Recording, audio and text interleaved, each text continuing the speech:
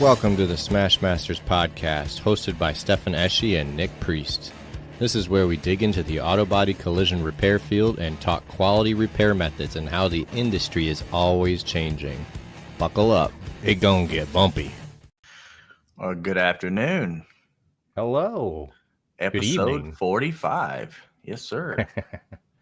So we have a pretty good topic to talk about today. I think we're going to dive into a little bit of collision and PDR transformation. I know that has been a topic that I've been seeing pop up on Facebook quite a few. So hopefully we can get some of that stuff addressed and get it out there for a lot of guys that want to know this kind of stuff.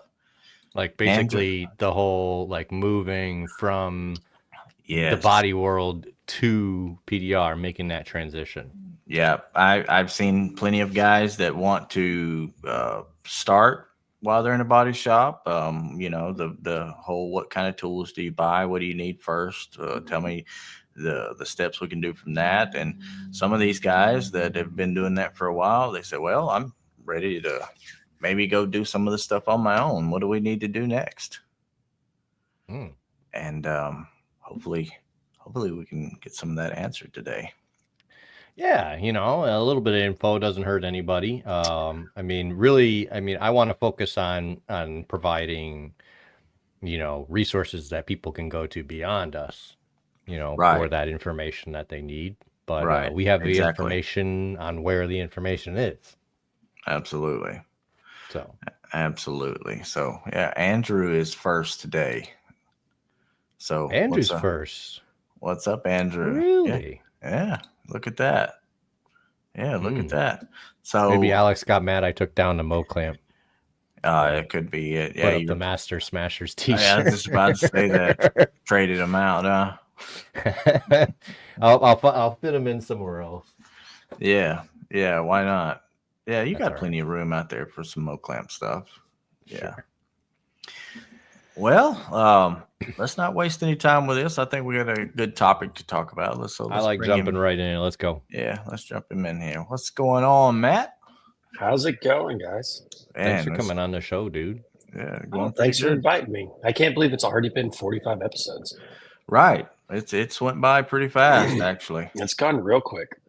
Yeah, it has. It's been a lot of fun, though. So we're enjoying the hell out of this. So we appreciate every one of you that's come in to watch and listen. Thank you. Coming in, commenting, just stopping in and saying, hey, that means a lot. And we like we was talking about, we try to provide as much relevant information as we can with stuff, and hope somebody can learn something from it.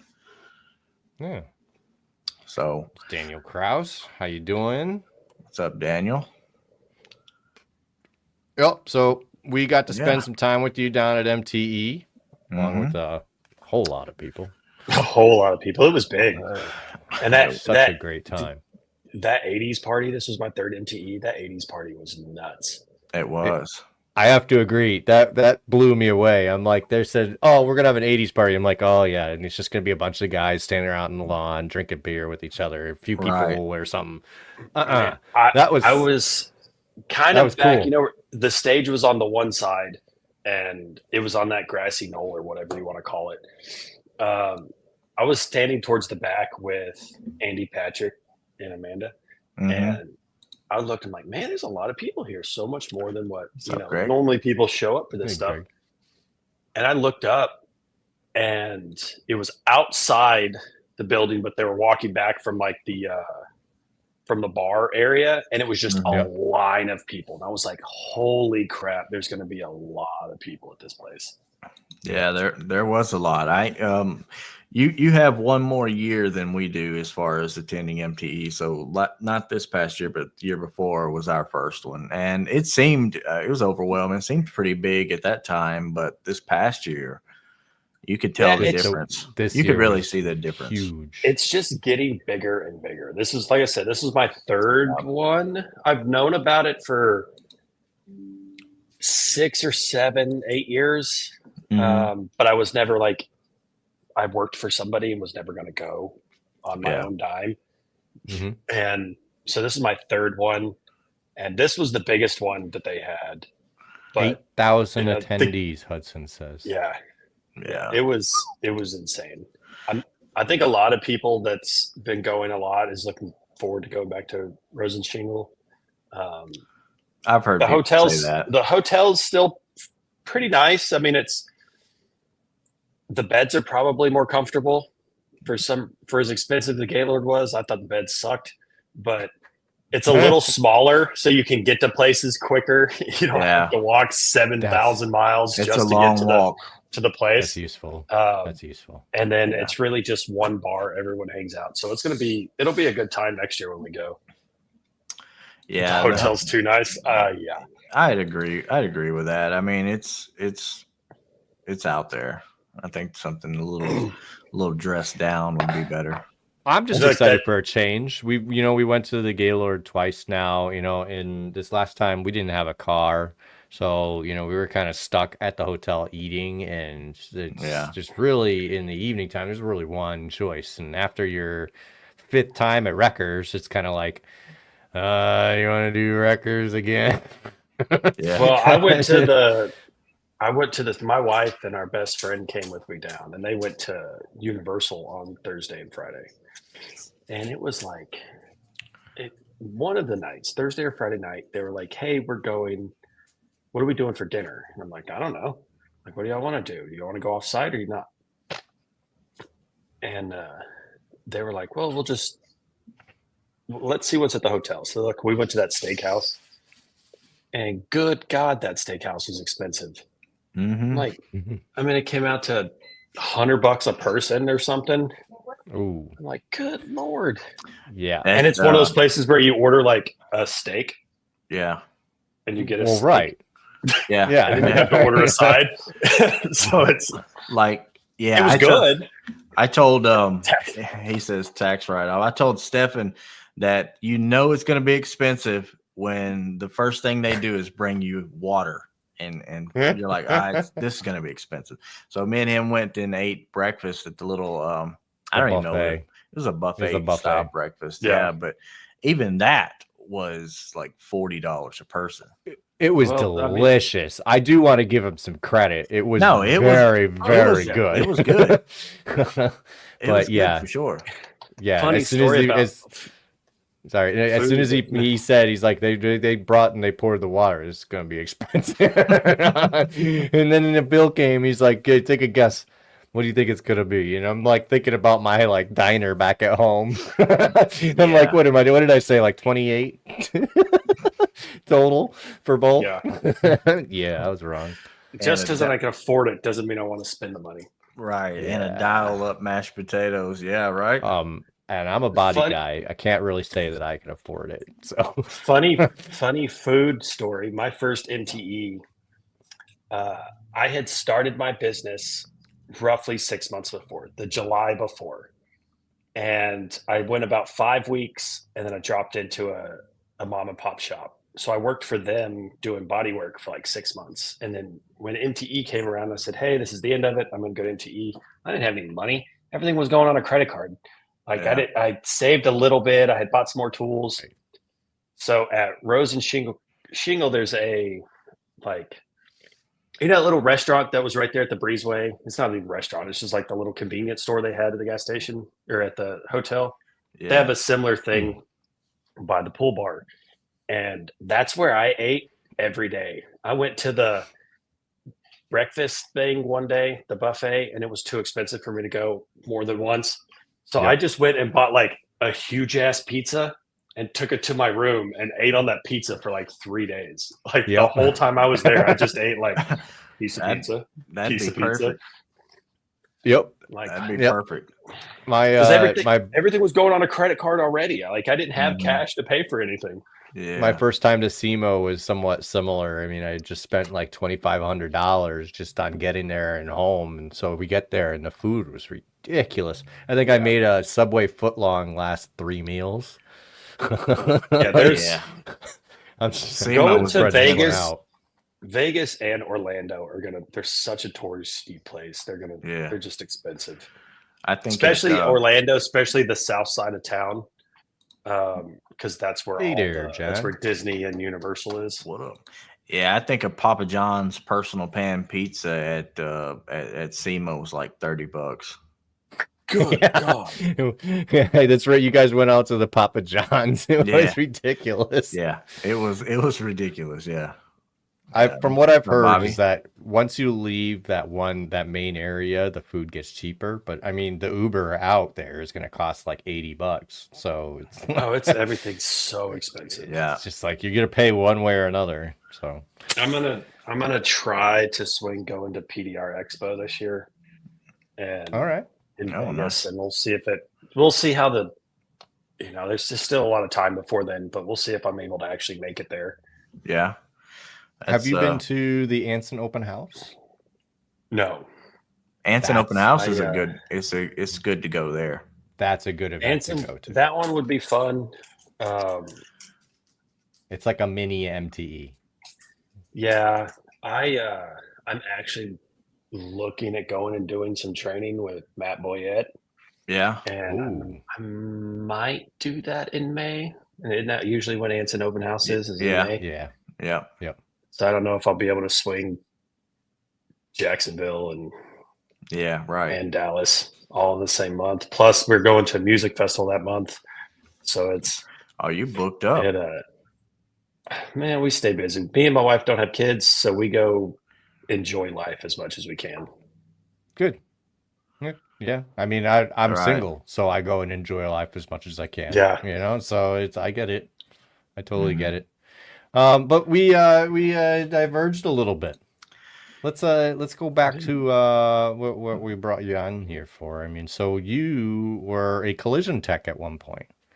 I Mhm. was sort of in the midst of my auto body career. I was an actual collision tech. An actual Nice. body tech. So Yeah. what Yeah. got you into collision repair? Yeah. Well, so it started with I worked at CarMax for about 8 years. This time it was the second time I worked for him. And I did a lot for CarMax. So I was a subject matter expert and I traveled all over the country, like training people and teaching them how to do different things, Mhm. problem solving stores. And when I came back to Huntsville, I decided I didn't want to be in charge anymore. I just wanted to go to the paint department. I wanted to learn how to paint. And I really wanted to learn how to do PDR. Mm-hmm. So I go back there, and that's when I started learning. Bodywork's a very loose term at CarMax. Straightening a little bit and putting mud on Yeah. stuff. Yeah. I get it. And so I did that for about a year, and then I did PDR for a year, and then I became in charge of the body shop for them. So I still did heavy body work and did PDR a little bit, painted here and there when people are out. Did you have anybody that showed you how to do body work, or you just kind of stepped in with the guys? So that I were there? actually had. So I had a guy. His name was Joe Yee. He's been doing body work his whole life, basically. Right? He was 42 or something like that. Yeah. Been doing it for 20 something years already. He showed me how to do body work, and I can remember the first real thing that I fixed, and I've got pictures of it. It was a Mercedes trunk that was just demolished. It needed replaced. Mm-hmm. And it took me probably 2 days to fix that damn thing. Now it would have taken me it still probably would have taken me a day, but I was blocking with like 320 because I was scared to burn through it. But he showed me how to actually sand, what to look for, and what blocks to use. And you kind of get your own style of what you like and what you don't like. Mm-hmm. And that started me on that body work. And then I got tired of doing I got tired of second shift at CarMax. So I worked 3 p.m. to midnight. Yeah, that's bad. Yeah. And they wouldn't let me. They said I wasn't ever going to be able to go to first shift. So you was a nighttime body guy? Yeah, I worked 3 to midnight. Okay. I worked a lot of different shifts for CarMax like that. I've worked the 5 to 2. I did it all, but at the time I was 3 to midnight. Okay. And so I left and went to a huge Toyota body shop. And Okay. I started in a Toyota body shop.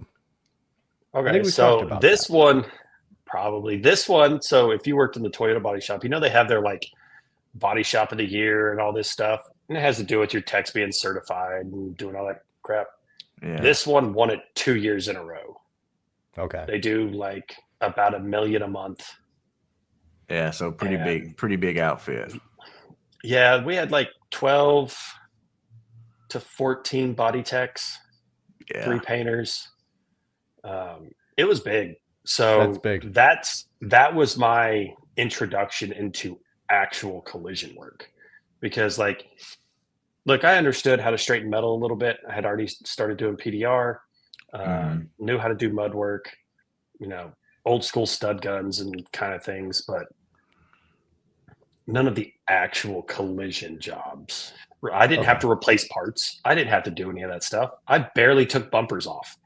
Like, So is so what I went to, reconditioning? yeah, it was. Yeah. That's exactly what it is. I was just reconditioning cars. Yeah. Every now and then I pull a bumper off. We've pulled some doors to fix some things and usually threw them back on, but Yeah. not what you do in a collision shop where you're tearing it down, Yeah. fixing it, and then detailed. building it back together. Yeah. Right. And then CarMax can't replace structural components. Right. So anything that had structural damage went to their wholesale. So we never messed with any of that stuff. Right. And if we found cars that had structural damage, that had a quarter put on or had a rear body or something put on, they sent it to wholesale. They wouldn't sell it. That's interesting. Yeah. That's good to know, actually. If I ever need a cheap car and don't care Not cheap. don't care that much about it. I know they're not. No cars are cheap now. Are you kidding me? No. Can you imagine? I was telling my buddy the other day. I was like, man, I remember that truck I picked up for $500. I gotta find a $500 vehicle, and he's like, those don't exist anymore. It's like not those really. do not if they move. No. Yeah, they're just Oh it's my so God. crazy. I mean, I mentioned to y'all earlier that I just had to buy a new mobile vehicle. And I bought a 2025 Dodge Ram because it was the same price as buying a used vehicle. Yeah. Right. And Yeah. even with putting a topper and stuff on it, it was cheaper than buying a full size van and cheaper than buying a truck that was used. So I found a dealership that was near me that had a good deal and went and That's spent all my money. That's amazing. I mean, I know that they stopped buying. I don't know why they stopped making those little vans, but those things are still holding their value like crazy too. And not when you trade them in, because I had one. And that's the whole reason I traded it in, was because I needed a fuel pressure sensor and I Yeah. couldn't get it. It was on national back order. There was 2 in the pipeline coming down with 80 people in line. I had a body shop check LKQ. No one could find one. The van was fantastic. Yeah. Even though it's Which one small, was you it? have I had a Ram ProMaster City. Okay. Okay. And So you couldn't got couldn't find a pressure sensor, and pretty much just had to get rid of it to keep I going. just got rid of it. Basically, It still drove and stuff, but the Yeah. problem is it would shut off. And the last time I really used it, it had shut off right down the street. I was turning the gas station from my house, and it wouldn't start back. And I don't want to be in someone's driveway and No. my car Right. not start. that's annoying. So That's annoying. No, you that's don't want one of that. the reasons why I looked at new, like Hudson said earlier, it's all a tax write-off. So at least I get that little benefit of spending the money. You still have to spend the money, but I want something reliable, and I'm not flashy, so I'll keep this truck for 5 or 6 years probably, or longer, if it's still running good. Yeah. So that's why I bought a RAV4 as a daily, so that I could use it as a mobile vehicle. It's It's gonna working work out well good for for me. you, right? Yeah. Oh, it's great. It's perfect. It's smaller jobs. I leave everything in the car. I can work out of everything right in while it's in there. Bigger jobs I unload. And I can work that way. No, but it's the worst part about it is driving around with all the jangling. Yeah. But, Yeah. I could put up with that, if that's all it takes. So. I bought a trailer to haul my stuff in, so I have a little different approach, which it works. It's pros and cons too, but Sure. Well, there's people that do that. There's people that do. I mean, the first person I ever saw, like an actual PDR guy, was in 2005, and he drove around in a Honda Insight, that little, like one of their first like hybrids. Hell yeah. Yeah. He was like, this Yeah. thing gets like 60 miles to the gallon, and he had Right. his tools in a little bag. And obviously, there wasn't as many tools back then as there is now, but Yeah. he made a bunch of his own tools. He just carried that shit in his little Honda Insight There's and was making a killing. Yeah, there's those Scion XBs were pretty popular for that too. Yeah, I think Little box cars, what everybody used to call those things. This Toledo. is what I had was an gonna XP. use. So this is a pre-production electric vehicle, 3-wheel solar vehicle, and I had one on order. They just upped the base price over 10 grand, so I canceled my reservation. But I was gonna go around all my PDR jobs with that thing. That's funny. I mean, it's electric and everything, and it's actually got a 7-foot long trunk. It's bigger than the bed of most trucks. You know, it's like I could Holy fit a lot of crap. tools back there. Yeah, that'd be wild. And it would get Sucks for attention. Daniel. Bought a Ford Transit, and that Joker blew up a week later. Oh, that stinks. Well, you Mhm. bought a Ford, so That was that was one of the things I disliked. Like I was a little upset about with my Ram. So I bought mine from a title pawn place, and I only had it just over a year. But I put new brakes all the way around, new tires. I have an alternator sitting in my garage still for it. Yeah. Belts, AC compressor, a whole bunch of stuff I had to get put onto it. Yep. And I got to keep it a year. So if So- I'm going to spend the money, I'd rather hold on to it for a while. Right. Yeah, I'm the same way. I like to keep stuff as long as possible, especially if I can keep it maintained and go on. when you Oh, so you man. learned PDR in CarMax, you said that. I did. Was there someone there that taught you there? Not at all. So you just learned by trial and error. Yeah. I had some people that had went to their training before. Mhm. It's like a 2-week, basically, here's how to find your tool and here's how to glue a tool. They never signed me up for it. And then when they finally did, it was a year later, and then the guy got into a motorcycle accident and had to cancel the class. Oh. But the people Wow. that at the time that was like in charge of me that did it, they're not good. Okay. They can fix the two of them can kind of fix door dings, Okay. and that's about the extent of their ability. Great guys, they're good friends of mine still. I talk to them all the time. One of them still works at CarMax, and I see him every day that I'm there. Good evening, John. Jaeger. And but I watched YouTube at night and in the afternoons and stuff. So I was watching like Dentless Touch videos, some Jim Mitchell videos. I never Mhm. paid for online training. I was just on YouTube, just finding Okay. videos. Gathering up Yeah. a bunch of different And- ideas and going and trying them, huh? Yeah. And that's really what it was I just Okay. did my just trial and error. Because nobody's actually teaching you anything on YouTube. They might give you a little snippet of something to look for or how things are going. And if you're good enough to actually pay What's up, attention, John? What up, John? then you actually are getting some good information there.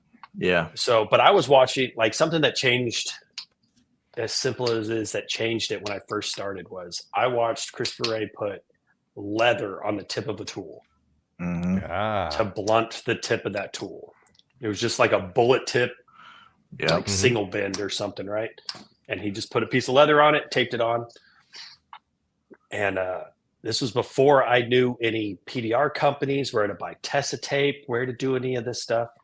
Right. Mhm. So I went to Joann's Fabrics, cut and bought a 3-foot piece of 1/2 inch wide leather, and would just What up, cut Andy? chunks out of it and tape it to the end of my tools so that I would have a softer push. Yeah. Mm. And when you all you have is just metal on metal pushing, having something intermediate makes a big difference where you can push cleaner and faster. Mhm. And I still wasn't very good, but that made me worlds better being able to push a little softer as I'm absolutely. trying to figure this stuff out. Absolutely. I think that was a big turning point for me too, discovering cherry caps. And actually that was a push from David, my trainer, David White. And he's just like, use this tool, pop this soft cap on, now go to it. It's like, oh my God, I could fix things now. Oh yeah, it was a big game changer. Oh, here we go. You're still not. I know, Andy. Andy says he's still not mediocre. Speaking of that though, but what was one thing that was the most difficult for you to kind of overcome, like while you were training yourself? Because I trained myself too. I did the same thing you did, trial and error. I mean, I put lots of poke marks and used doors in a body shop and kind of got my finesse point tool tips and all that stuff dialed in from there.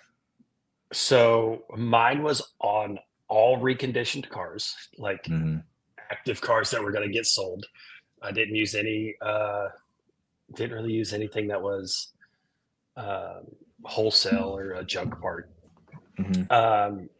It helped. I think, let's see. What you were asking, what was the most difficult thing to learn? Whether it was like using your light, finding it was honestly tips. all right. It was Did you have a finesse. light bulb moment? Yeah. It was. I didn't really have a light bulb moment. I've known about PDR since 2006. I probably pushed my first dent and glue pulled my first dent in 2006, but that didn't last very long. And it was like the super basics of something. Like somebody was doing it, they let me come over there and do a little bit. But the finesse aspect, when you're starting out, it's super easy to over push. And when you don't understand pressure whatsoever, and all you're using is metal on metal, you chew up, especially a body line dent. Even if it's small, you chew everything up. Yep. And so really understanding to like what I'm looking at on the panel while I'm pushing. So how the paint and the panel's reacting to that push that's the hardest thing. That's probably what's transformed my PDR to do better PDR, is really being able to look at the panel and see it move as I'm pushing. Not just like, oh, I shoved a high spot in it, shoved a high spot in it. So, So I still do that sometimes on push to paints. I just get it up and out because they're going to mud it anyway. Yeah. Right. That's a different scenario. Yeah, it's a little bit different, but I do it in a body shop. I'm just like, for sure. Stretch stuff where I'm trying to tighten up the metal for them. Yeah. Right. Yeah. Yeah. So trying to figure out mostly what tool tip does what on metal when you're pushing on it and pressure and that kind of stuff. Right. So that was the most, I would say for you, what you were explaining, the most difficult part is trying to figure all those out, like what tip to use when, basically. Yeah. And so the tools I had when I started is like a lot of these people in some of these groups that you're seeing, the tools aren't necessarily bad. They're just old, right? Yeah. So we get some of these people in some of these Facebook groups, whether it's the collision groups or the beginning groups, they're like, hey, I'm looking at this Amazon tool set. And like, I'm not about buying Temu stuff or ordering knockoff things. But I personally don't think it's a terrible idea for someone to go spend $100 on Amazon for Don Kavanaugh says he just pokes and hopes. Yeah. I don't necessarily think it's a terrible idea for somebody to go spend $100 that's going to give them a shitty light and some shitty rods that they can't actually fix anything. Yeah. But it can give them the idea of what they're doing.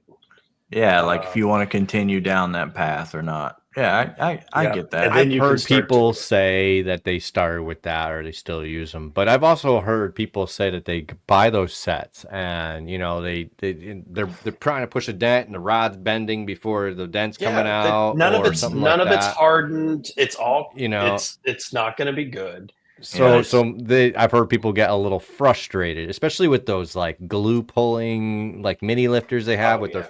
the feet that flop all Yeah. over the place, so it's hard Yeah. to set it up and everything.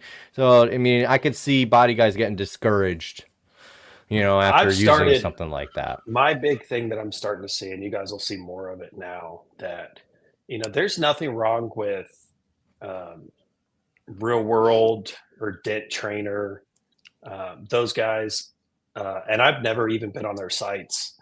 I do know Dent Slayer now. You can sign up for their little free introductory thing, and I think it's just a quick little overview. But they have a It is, list yeah, of but it's tools awesome. to buy and where to buy them. Yeah. I've been posting that a lot. Like, hey, you should go sign up for this. They'll give you a list Chris? of tools and things you need, Mhm. and this is what'll get you started. Yeah. And really, their price point is killer for learning how to fix a basic dent and a crease, and then you can slowly branch out from that. Mm. And then go get some in-person training, or if you wanted to go buy some more classes from them, or if you wanted to go do Real World, you want to do Dent Trainer, you want to go to some other in-person Tom training, Price. like Yeah. there's That's a ton. yeah. Oh, That's there's good. a lot of options now. That's for sure. There is, and I noticed too that a lot of people, when they get started, get a couple of years behind their belt, and then go and retrain or go and get trained by somebody to kind of see it from a different approach. Now that you have everything dialed in. Sorry. Andy says Matt is also the longest winded person in the industry. What can I say? I like to boy. talk. Yeah, right. Nothing wrong with that. No, Uh, especially if you were Good still in the podcast car guest. business. Yeah, Well, yeah. So when I went on their podcast, Andy wasn't there, and me and Brandon talked for 3 hours. I'm their longest guest ever, and Andy wasn't even there. That's amazing. nice. I mean, there's plenty to talk about. That's for sure. Yeah. There is. Absolutely, there is. I mean, especially in this collision / PDR world, there's so much to get into, and like Hudson says Andy apparently hasn't talked to me much. Hudson Tansey. yeah, That's good. I think I chilling had on to- the beach. Said he was chilling on the beach. He was. Him and Amanda went on a walk on the beach, and he brought up the show on his phone, and then got off. They kept walking. He pulled it back up, and was like an hour later, and me and Brandon are still on the show talking. That's amazing. That's awesome. I have to tell you, I think I'm quite a rambler myself. It's the only way I can go live, doing my TikTok lives, working on vehicles. I just talk to myself the whole time. That's why people watch me. Look at this crazy guy working on those dents. Who's this guy? Talking to himself. I had a friend of mine that works for CarMax in Indianapolis send me one of your reels Oh yeah. last Friday, and it was something about I don't That's know, funny. something a body man doing with a painter, and I was like, I actually know that guy. I'm going on his podcast on Monday. Yeah, That's cool. we've been on the kick about kind of going back and forth with body man stuff with the memes and all that kind of stuff. Yeah, Yeah, we've been doing the CapCut meme kind of Yeah. videos. It's he started it and he's like, dude, I'm getting all these views from it. I'm like, well, my views have been lagging lately, so I'm gonna start doing that. So I start putting out at least one a day, and it's like, Yeah, right. People love these memes, man. I had one stupid video with Shane Gillis talking about paint on it, and it gets over 1 million views. So oh yeah, yeah, so It's that's funny. yeah, Funny how that goes. So I It like what is. Hudson said here. Andy doesn't chill on a beach. He roasts. he definitely would He do that. burns. So do I. Yeah, so does my Um, wife. She's a ginger. man, that's it's gotta It's suck. tough. It's tough.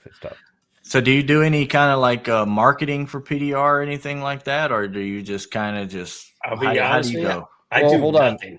Before we get to that, I want to know like what you did to get started. Like, so you were in CarMax and you wanted to do PDR on your own. Yeah. What So made you I went take that to leap? I went to that body shop. I went to the Toyota body shop here in town, and I was an apprentice for all of 6 weeks. Sorry, And Andy just said it was nighttime. Kind person. Yeah. For the audio listeners. Yeah. Go ahead. So I was Sorry at the to body interrupt. shop. I was an apprentice for all of 6 weeks. And Okay. it was like in 21. So we were still having a little bit of COVID parts issues. Yeah. So we didn't really do that many hard jobs. Like a couple relatively bigger jobs that involved cutting something off and welding. Mm-hmm. Um, and then I went out on my own. I replaced so many gates and bumpers. Like I can remember one week, and I've told this story to people before. I was standing next to a friend of mine who's, I think he's like 23 or 24 now. Killer tech, can fix anything. He ran like 6 cars for 130 hours. I ran 14 cars for 70 hours. And I never like flagged ahead. I always waited till I was done for the most part. So that meant I built 14 cars that day or that week and Yeah. shipped them. That's because I was just full of bumpers and a bumper and a gate. Didn't actually have to do anything. Yeah. I tried taking all that stuff off and doing all the R&Is. I mean, you don't really get much out of that. I mean, for the most part. No. The only thing that was helpful is we had blueprinters, so the majority of the cars came to me tore down. Mm-hmm. But it still doesn't matter. You give me a bumper and that's it, and it pays 2.4. Yeah. That's all I'm getting on that car is 2.4 once it gets painted. And you're So it's- working flat rate? Yeah, I was flat rate. Yeah. Okay. Yeah. And I had to pay 5 hours a week to the house to pay for the blueprint. So I was doing about 2 cars a week for free Mm-hmm. just to work there.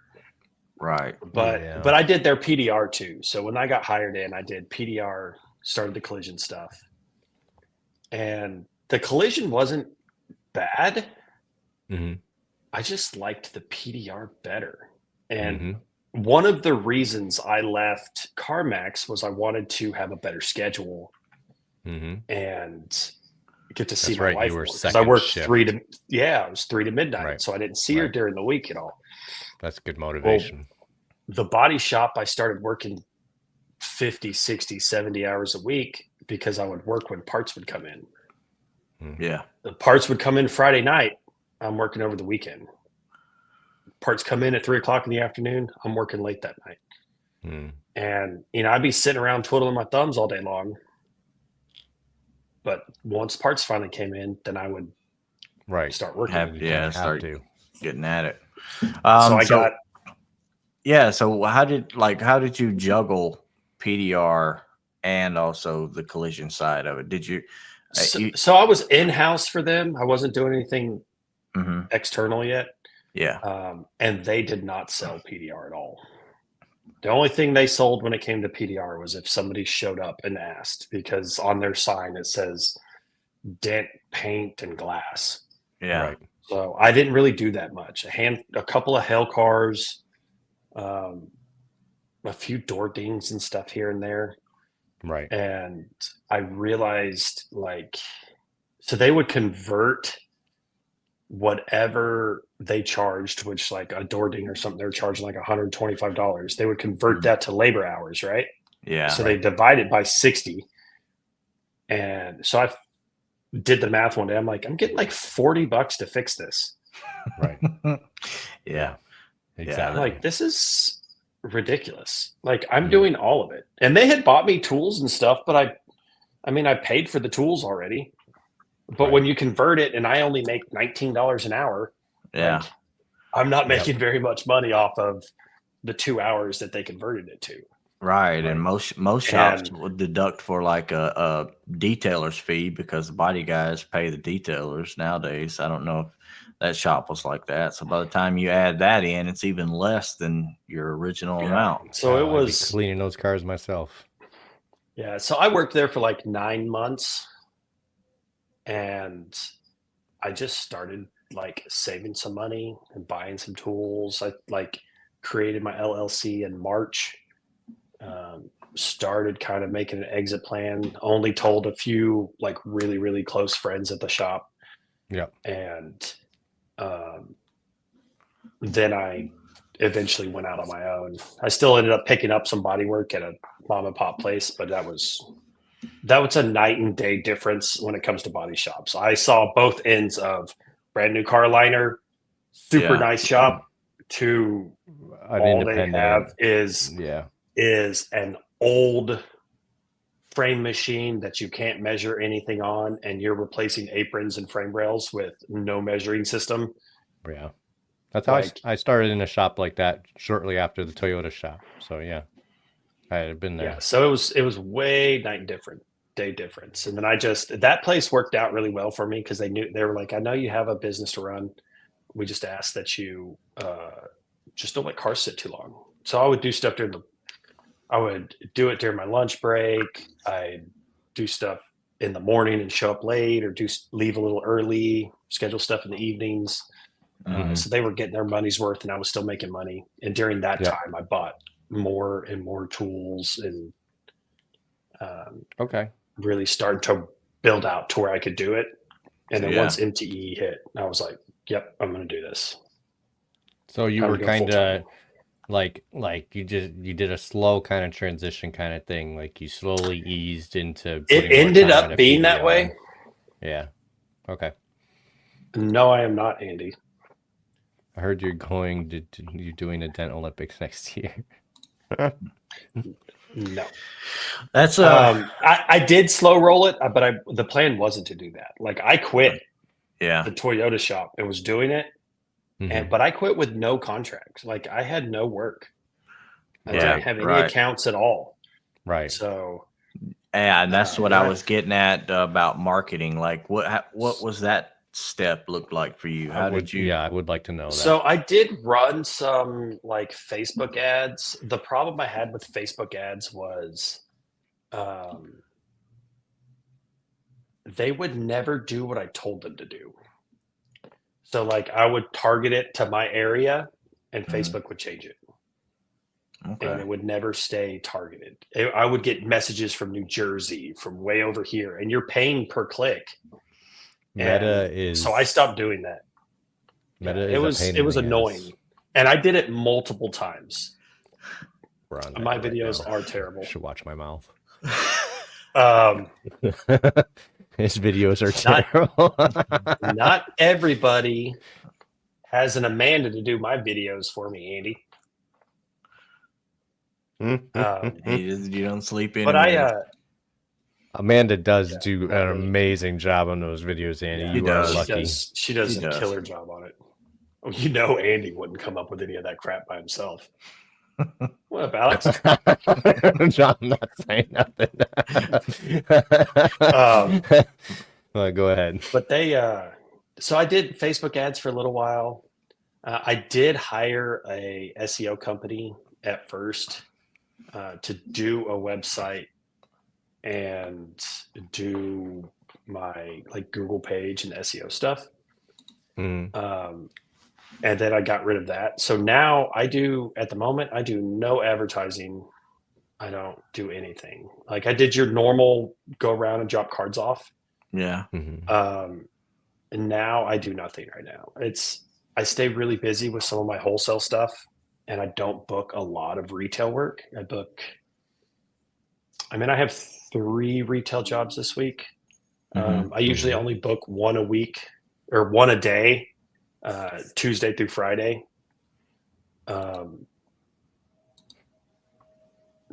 Tuesday through Friday, I'll do one a day because I do some wholesale stuff that is the majority of the money I make. Yeah. But Are I'm you happy starting to that get way? my name out. Yeah. If Yeah. I Okay. wasn't making as good of money as I am, I'd be pushing more. And if the stuff goes away, then I'll start looking into doing more advertising and trying to get more stuff in. I know everybody says don't put all your eggs in one basket, but I go back to CarMax now every single day and fix cars that they can't fix. So I just spend it's not ideal to only have one thing, but I know I can go there just about every day and work. If you get a nest egg together, you're fine. And And during, I do. during I any save transition money. period. Yeah. You could. You're fine. You just get a transition period where if you need to, you start hunting out clients again. But it sounds like you're pretty well set. Yeah, no, it's going well. And I've had multiple customers where referrals. I had one guy that I got referred to him from two separate people that don't know each other. That's cool. So I'm getting plus I'm the only mobile retail guy in town. So most of them will do dealerships and body shops, but they don't go to customers' houses. I'm the only one that'll go to customers' houses. So that convenience works out really well for me. I get a lot of people call, "You're mobile, right?" Well, yeah, that's what was on the Google page that you just called me from. Just checking. Yeah, just making sure. Just making sure. Yeah, I'm still mobile. Let's do it. But I don't do any advertising now, and I stay relatively busy. You should give them a hard time when they do that. I've been meaning to take that down, but I mean, for an extra $50, I guess I could be mobile. Do you charge a service fee? Speaking of, do you? No, just okay. Yeah, I use I do basics of Paul Corden 2020 price guide. Yeah. Yeah, I am in a good spot because the other ones are all really old. So I use the 2020 price guide. So I start at 154.50. And then I kind of gauge. I personally, now Toledo will argue with me up and down about how I price my stuff. I gauge about how long I think something's going to take me to repair when I throw a price out. And I try to feel the situation because my thought is I can have the highest prices in town, but if I can't get any work, it doesn't matter what my price is. If no one's willing to pay me, then what's good me pricing so high? And I fixed, I did a car Saturday, a truck. He got a quote from a brick and mortar place, and it was way higher than what I quoted him. I mean, it took me an hour and a half, and I charged him $230. So for me, I'm not upset because I made $200 an hour or $175 an hour while I was working. The guy brought that one to me. And so I'm not going to complain. I also quoted a hatch last week at $1,000. So I do have higher price stuff, but if I know it's going to take me an hour, then I just don't go crazy with it. Yeah. So it works out I can well see for that. me, though. I'm kind of middle of the road. There's a guy that's been here a long time that'll charge $75 for a dent in a door, and I'm double his price starting out. So I'm kind of middle of the road for pricing in our area. Are you friends with that guy by chance? That one, no. I am friends with a few people in our market, but no, I don't know any of them that have a brick and mortar here. The one that's actually in my market is Ken Maddox, and he does one dealership and 30 body shops. Okay. So I talk to him every now and then. I have a friend that's fairly close. It's good to be connected with the guys in your area. I agree. Even if they're not, right, along your lines of thinking or anything like that. I've recently adopted that kind of situation, just because you never know when someone's looking to move, or retire, and they might be looking for somebody to take on the clients, or something like that. So it's even Absolutely. though That's you might hate their guts, it could pan and out. that's what people need to like techs need to understand, even the body guys that are potentially looking into this stuff. Mm-hmm. Andy and John Yeager became friends because Andy went into a body shop that John had. Me and Ken became friends because we were both here. He came in and we got off the wrong foot, but we're good friends now. Yeah. Kevin Bird will tell you that you need to like network with those people and get to know them. That's We're not really good, allowed to that price. info. We're not allowed to price fix, right? Where you go and Right. set pricing with people. Mm-hmm. But if you could gauge, because unless everyone just goes, all right, I'm going to do everything. I'm going to use the same guide. I'm going to do max factors on everything. The Mhm. numbers are never going to be exactly the same. But if you could have an idea of how people price, or at least I think everyone should have a minimum. Mm-hmm. And I think most minimums need to be around $150, $160. If everyone has a minimum, then you can go from there and let the customer decide who they want to work with. If the prices are going to be within a general price range from everyone, Yeah. Mhm. then let them decide who has the best customer service or who they trust. What's convenient for them? Do they need someone to come to their house, or are they able to go drop it off for the day?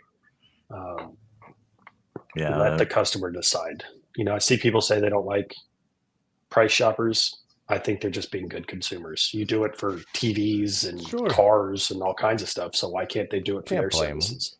Absolutely. Can't blame Absolutely. 'em. It's good to shop around and see, kind of get a little info on what we do anyways, because most people don't know to start with. So you kind of have to have at least Right. some form of education on your website or whatever you use. And I mean, that can be a determining factor right there, whether or not if they use you or not. But yeah, I agree. I think everybody should look into it. Google reviews are probably the biggest one for me because I don't really post on social media, personal or business pages very often. I don't advertise, but Yeah. I get work solely based off my Google reviews, and I don't even have that many. I have 28, 29 Google reviews. Mm-hmm. But But if they're all great, they're all 5 stars. Right. And people speak to, he was honest, he was fair in price, he spoke about, kept us up to date about how the process was, and if issues were. I just got a 5-star Google review on a car that I couldn't fix all the way.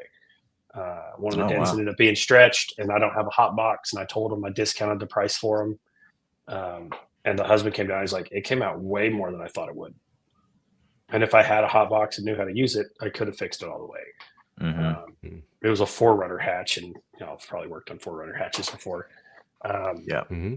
I mean, overall, it looked great, but there was one nasty stretch spot that I've I been couldn't there. get out, I've right been next there. to the tag. Yeah. And the same So thing it's- happened to me. The customer was nice enough to pay me full amount, even though I was like, no, this is not all the way out. You get a discount. And they're like, no, this is great. You get the full amount. I'm like, okay. Yeah. It was. I was honest with them. I discounted the price for them. They were super happy, and those ones I'm always a little weary about. Google reviews, because you don't know how they're going to write them. You kind of gauge it when you do something. If something come out as good as you think it is, or something went wrong, whatever. Yeah. They wrote it all on their own. I didn't even ask for one. They were a younger couple. That's and good. Wrote me this glowing review, and I get a lot of work when people are searching, dents near me or whatever. Mm-hmm. They find mine, and I have great Google reviews, and it helps a lot. I'm starting to offer for friends and family that come to me with dents. I was giving them good prices, but now I'm just like, maybe if it's a bigger dent, you still just have good prices, but give me a Google review to get that price. Fixing door dings for Google reviews. Yeah, I mean, I'll do little ones for free. It's fine. If I know you're a friend of mine, I'll fix your dents for free as long as you give me a 5-star Google review and type something nice. I'm one of those people where I struggle with trying to charge my friends for stuff. Mm-hmm. You know, people I know. And it makes me feel better about I it because could- then I'm not charging them Right. exorbitant And- amount of money.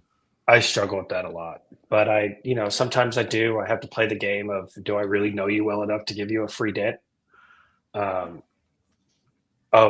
that's, for the most part, pretty true. That's What Andy 100%. says. Andy says I get more support from total strangers than I do local friends and family. I'm 100% That's with you. That's there, too. across the board anywhere. Yeah, I But, get, to get I those have first one few friend, 5-star, I'll do it. I have one friend that gives out my information. Her dad's a dent guy too. Mhm. Mhm.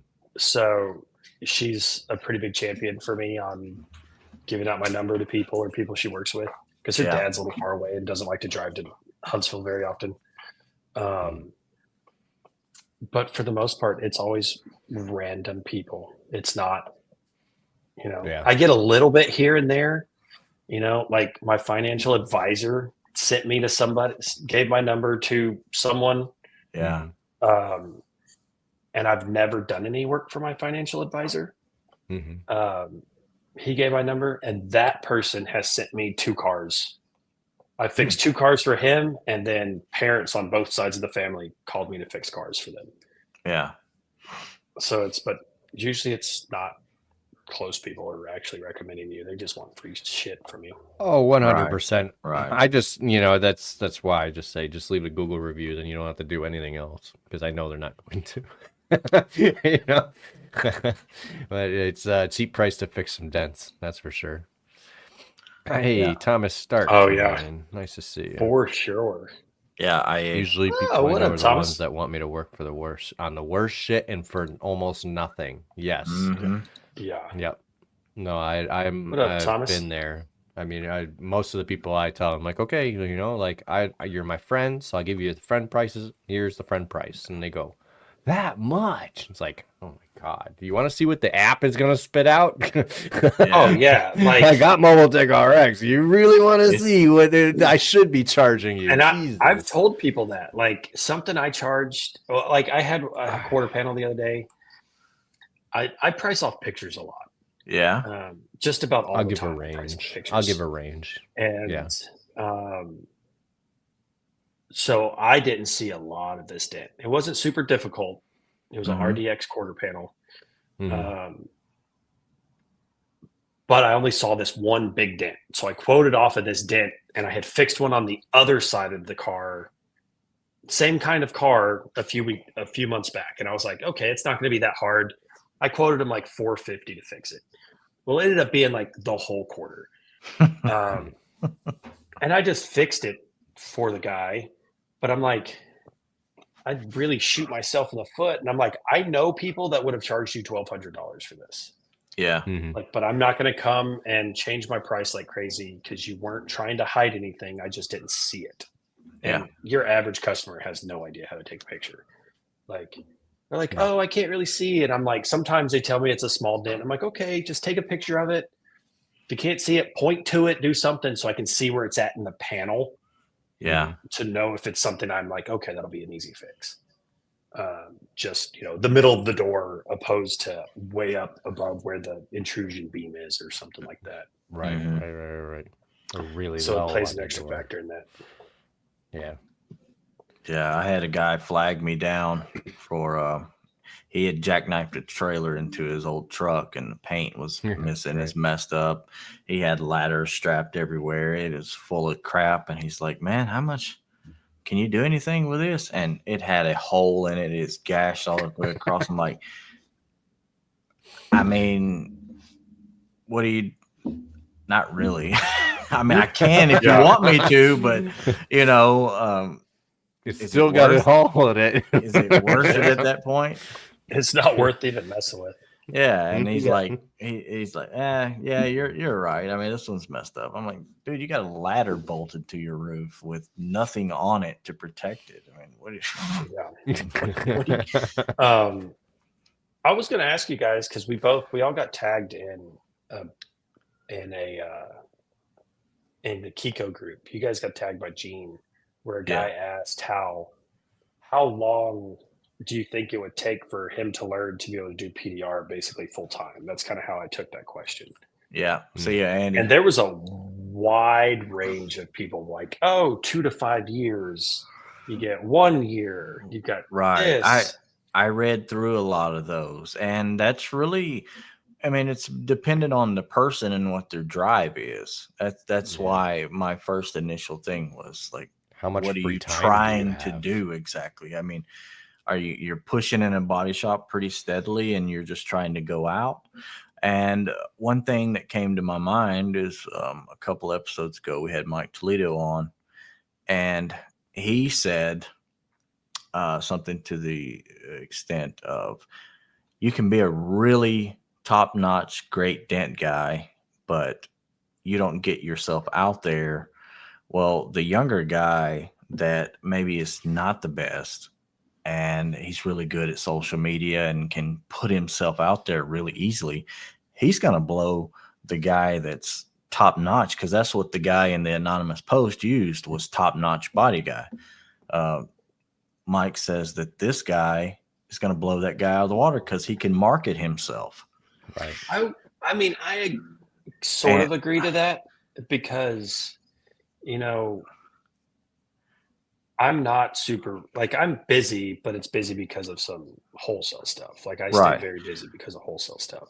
Yeah. So when we went to MTE, there was Kevin and David talking about, is wholesale dead or is it not dead? So you've tapped into the wholesale market and you've got a base to where you can just show up and do work, and it works for you in your market.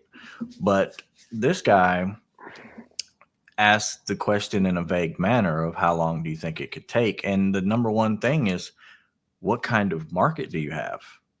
Yeah, I think who do you know? Now, for somebody like that,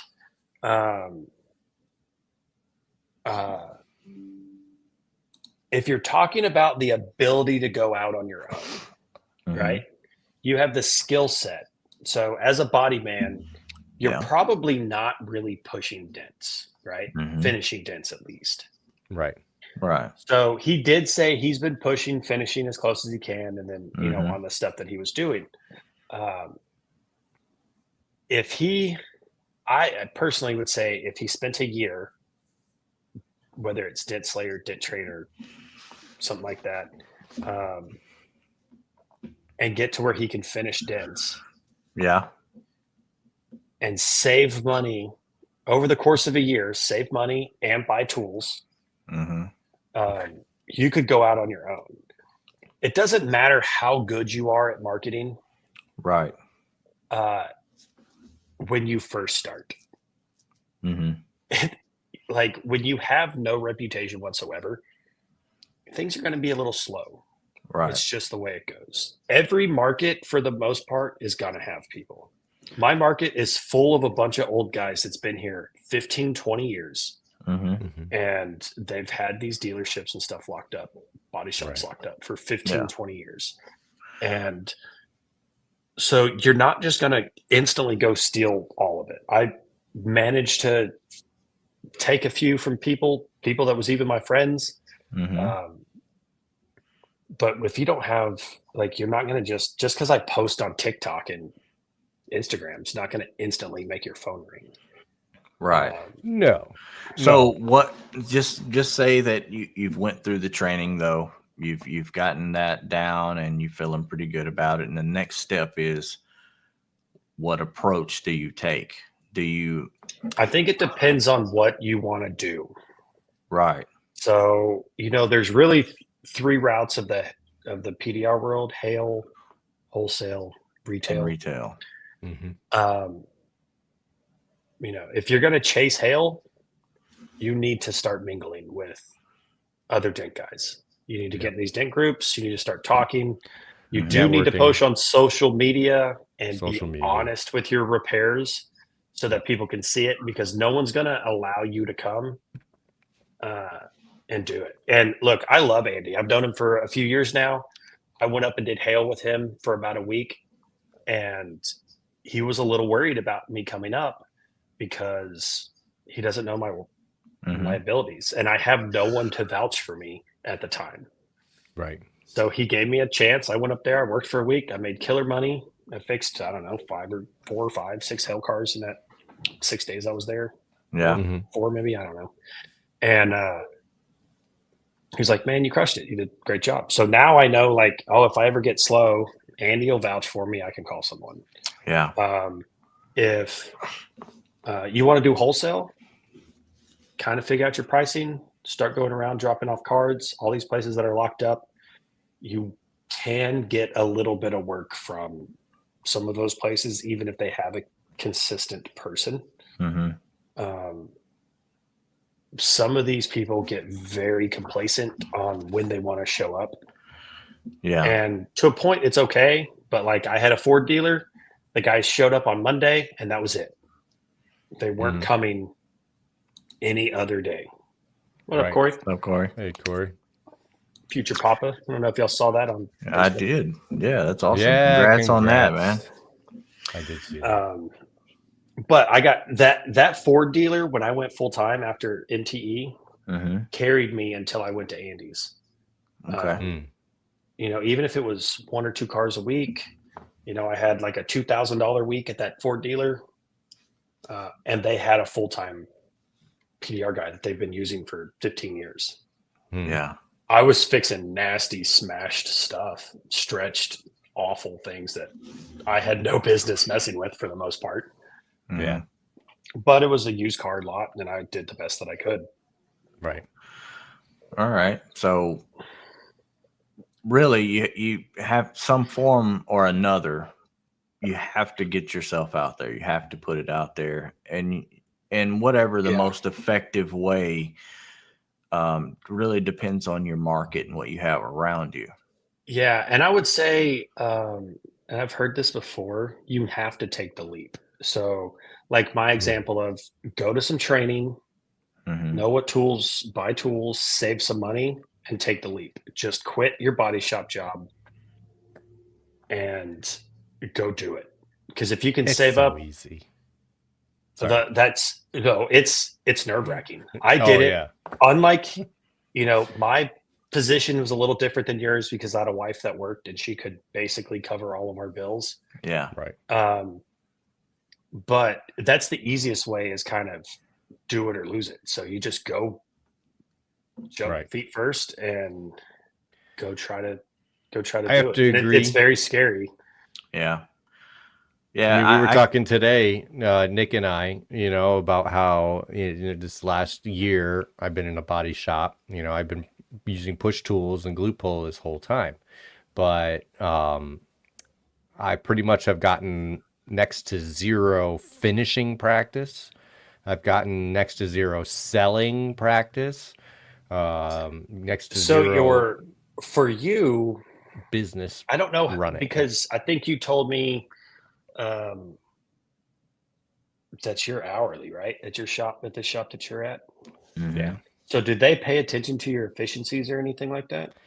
And the one I'm in now, it's a team-based flat rate. So it's hourly with a team-based flat rate bonus every month. So they only pay attention to the team's efficiency, not mine. Well, so the reason I asked was because you said you haven't had any chance to really do any finishing work.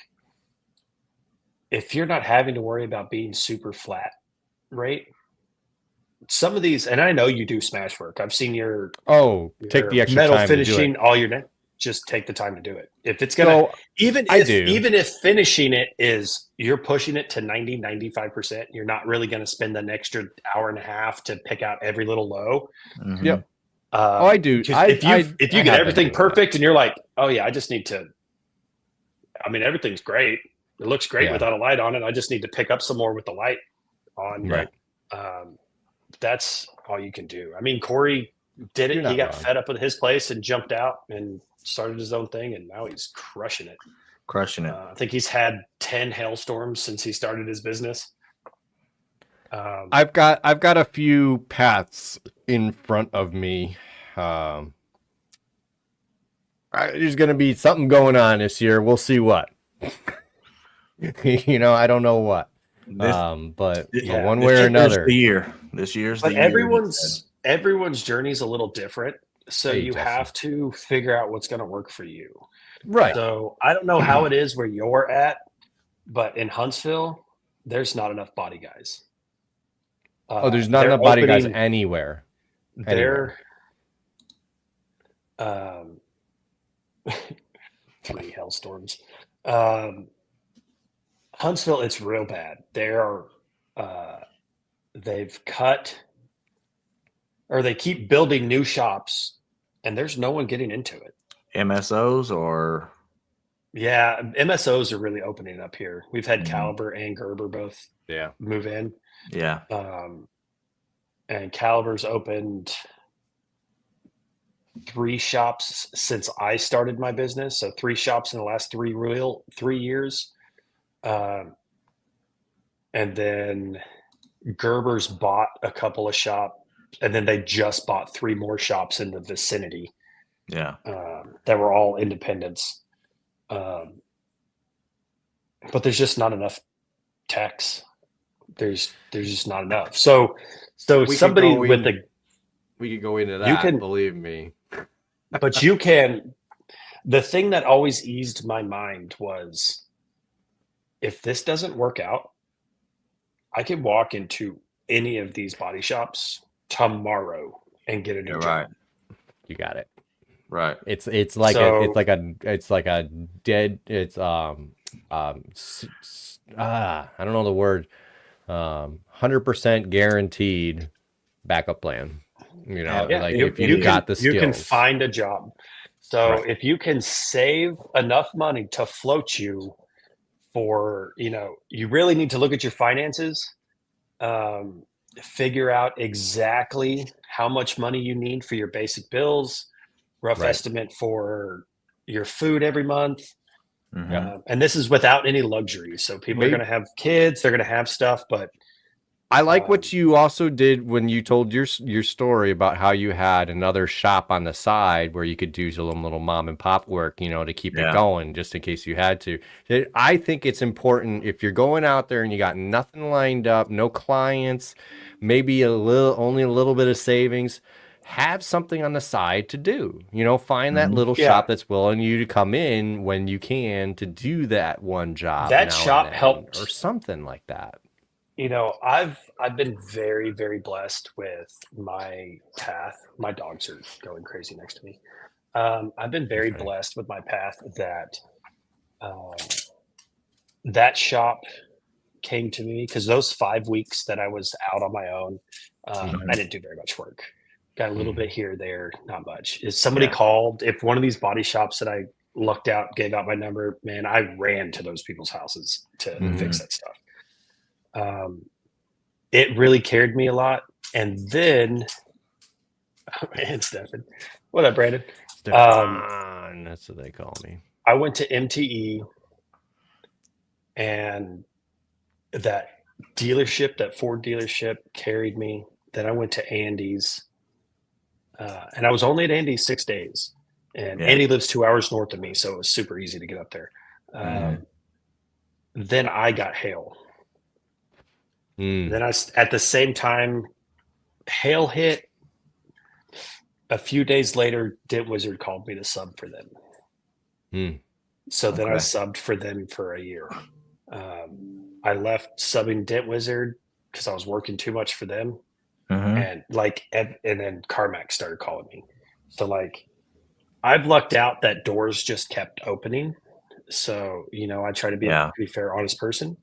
And I think just about anyone can do that. If you're not gonna, if you're an honest person, you're gonna do good work. Things will open for you eventually.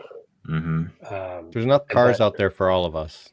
Oh, I Right. 100%. And Right. you made yourself available for the opportunities to show up and come give you the opportunity. So I think any of the body men that want to get into this, some good training, and then save some money, and you can get into it. absolutely, I think you can. That's It's a path. It's a path that so I'll be honest, being in body work, I knew I wouldn't be able to do the body work forever. You know, so there was always a search for something else for me to do, whether it just be on the side or whether it be another full-time gig. And I was asking everybody and anybody, what do you do? What do you do? What do you like it? And, you know, what do you make? And blah, blah, blah. And PDR is such a great option. I mean, I thought I was going to end up being a manager or an estimator. I'd be miserable managing a body shop. I really would. So the business owner was always intriguing to me, and the main point about it being that I could be my own boss, you know, maybe work more hours, but it'd be for me, you know, and that's I've actually found that I work a lot less. I mean, maybe eventually, but you know, starting out, you're gonna be grinding, you know, and trying to get those clients. If I get hit with hail, I'm gonna work nonstop while I need to. I've been out in shops 3-4 o'clock at night, just pushing, try to get stuff done. Yeah. I mean, I did that at the Toyota shop with some hail cars. Yeah. Yeah. Well, man, I love that you came on the show. This has been a great conversation. We could go another 2 hours, honestly. Easily. That's a good topic, though. I think there's more to be said about that, and maybe. Yeah, I've seen a lot more posts over the last week or two. Body techs asking whether it's in beginners or it's in the Kiko group or whatnot of how to get into it. Yeah. Right. It's a popular up and coming trade. It's still niche. Look, but it's great. You get out of being the chemicals. You're not around the chemicals as much, and with the new tools, they're a little more ergonomic on your body. And yes, I do. I glue pull lift. Yeah. I lift glue pull tabs. Yeah. Well, it's been an awesome show. We're gonna continue getting info and stuff on this throughout. So we're gonna just keep getting at it, and appreciate you coming on the show, man. Yeah, I appreciate you guys having me. Yeah, very much. Yeah. All right. So I mean, we might as well just end it here, and until next week. Yeah, we got it, man.